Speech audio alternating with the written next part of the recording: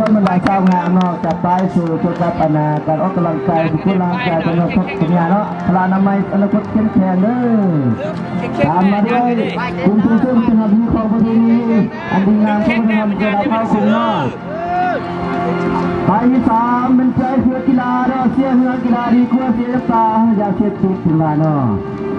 ติดตามมาด้วยบรรดากรรมการเป็น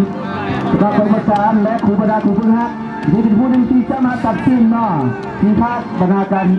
ทุกอย่างเข้ามาเนาะโดยการชี้นำมาเด้อเนาะติดตามมาด้วยก้อนกำลังนักกีฬาเป็นทีเดียวกำลังกายเข้มแข็งเนาะห่างไกลยาเสพติดขอจุดมือตรงนี้เนาะถึงเชิญเด้อนะเนาะนักกีฬาทีมาด้วยศิลปะกองศิลปะวรรณคดีเป็นกองหนึ่งที่มาสร้างความสวยงามเป็นอาการอนุรักษ์ศิลปะฮิตของประเพณีของเราเนาะบรรดาเผ่าโดยเฉพาะเป็นทางภาคเหนืออุดมไซยารุ่เนาะอีกตักตามมาด้วยคนกำลังของน้องๆนักเรียนสั้นม .1 เป็นว่าน้องน้อยมาไหมหน้าตาองค์ล้อมแรมแล้วเป็นน้องเรียนของประเทศชาติ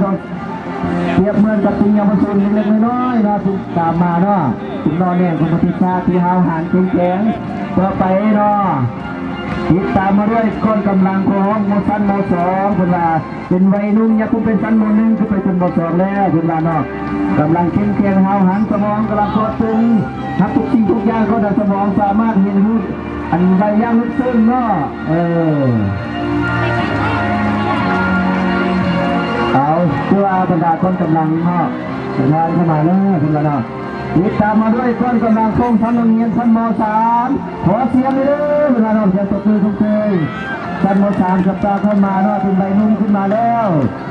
อายุราวๆที่ว่าห้าวหันเป็นหน้าที่การงานอยู่ในระดับสังคมที่ห้าวหันพร้อมที่จะมี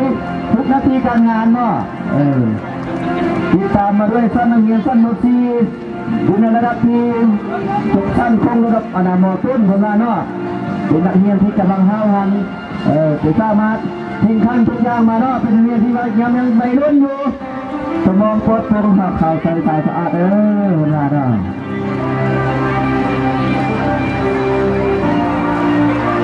ที่ตามมาได้ชั้นม.5ที่มาเป็นอันดับต้นของชั้นม.ปลาย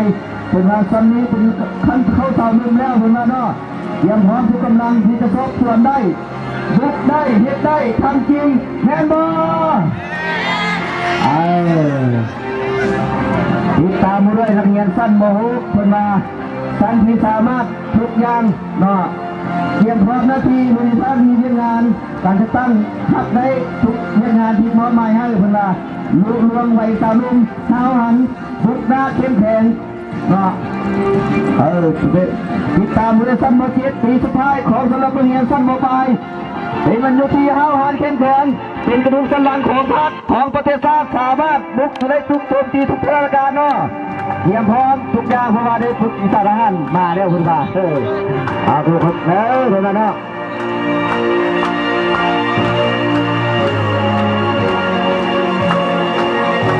เอาส่วนบรรดาคนกำลังเข้าสู่เนาะ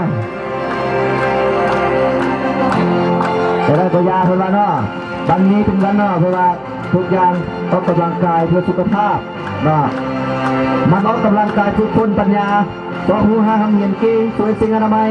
วินัยเป็นเลิศเทิดผู้คุณครูเรียนรู้อนาคตเป็นว่าเด้อนั่นเด้อติดตามมาด้วยส่งเสริมวัฒนธรรมฮิตของประเพณีศิลปะวรรณคดีอันดีงามของบรรดาเผ่าอย่างมั่นคงสิ่งสำคัญขาดบ่ได้ก็คือกีฬาเสียเพื่อกีฬาดีกว่าเสียน้ำตาย้อนยาเสพติด